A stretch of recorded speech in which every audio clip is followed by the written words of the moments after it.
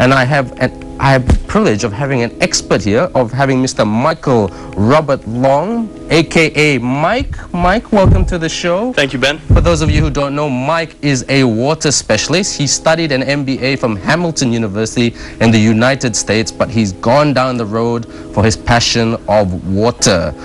Mike, what is the general standard quality of water worldwide?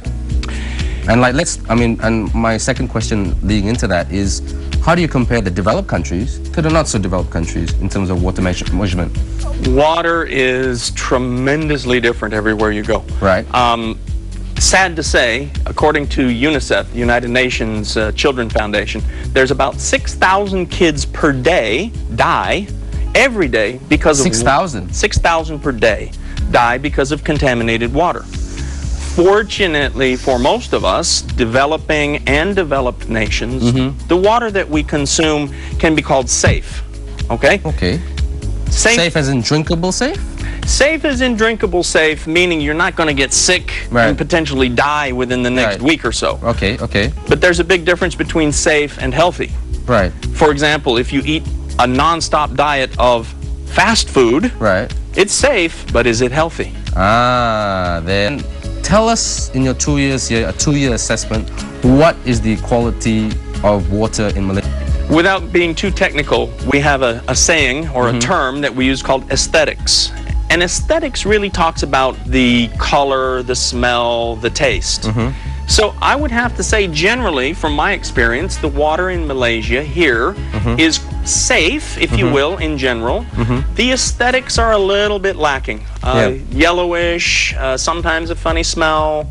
So we've got a filtration system that filters all the water in our home in Kota Kemuning, and then we purify the water that we drink. Right. Okay, so speaking of aesthetics, we're very lucky here to have some very fancy technology that you brought with us. I thought you brought a microwave oven there, Mike, as we can see. So can you tell us what this gizmo is here? This is a reverse osmosis water purification. Water purifier. And what does this purifier do? This purifier basically takes anything in the water that shouldn't be there and removes it. Okay. And now, is this gadget, is this quite like something that you encourage most homes to have? Well, I would say this: if a person is interested in health, if a person is interested in long-term well-being, health, you should probably consider doing something to improve water quality. Case in point, look at all of the bottled water being sold everywhere.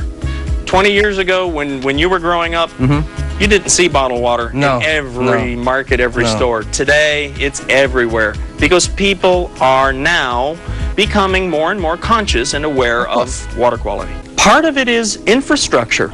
You might have clean water from the municipal supply, but if your pipes have got cracks and breaks and leaks, mud and stuff comes in, and then what you get out at your tap is a little bit funny looking. But what is the contributing factor? What do you think are contributing factors, Mike, of poor water quality? Is it because of the environment that we live in? Is it the overuse of technology? I mean, generally speaking, water quality worldwide has declined dramatically over the last few decades. And you can directly tie it to contamination or pollution. Environmental factors, industrial waste. People just do not take care the way they should in protecting such a valuable natural resource. Okay, so what's your advice for the Malaysian public out there? What's your advice for them, not only just for water, but how they can manage this resource better? I think that if people do what they can to be more aware of where they throw things, dumping paint. I've seen people dump paint in the drain. So if we as the Malaysian general public, if we don't continue to do this, are we going to run out of water? Or is it going to be like a real commodity and a resource like oil and gas or something like that? There's no doubt that it's already coming. There's been several books written.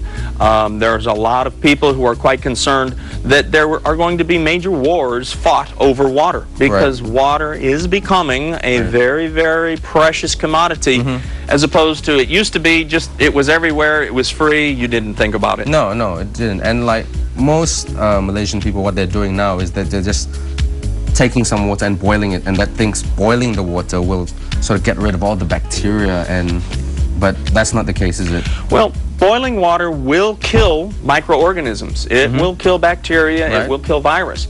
But there's so many things in water now that are quite dangerous. Lead, mercury, other heavy metals, nitrates from fertilizer.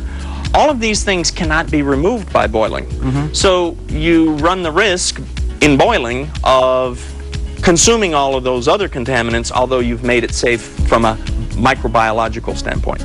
Like, how much would an average Malaysian, like, if they were going to put this into their household, you know, not just in the implementation phase, but the management, getting someone to look at it, the cleaning, the maintenance, all of the above, you know? I mean, what are we looking at in terms of our checkbook and budgets? Well, I would say, and let me answer this indirectly, I would say that it would cost you far, far less than the average smoker spends on cigarettes. And the health of the human body is directly dependent upon the quality of the water that they consume. Our bodies are 2/3 water, so it just stands to sense. Yes, our body is 2/3 water. And what is the average number of glasses of water that a person must have, Mike, before they get their day going? You should drink at least 8 glasses of water. That doesn't include tea, coffee, or the other things. 8 glasses of water. Personally, I drink about 3 or 4 liters. Okay, 3 or 4 liters, my God.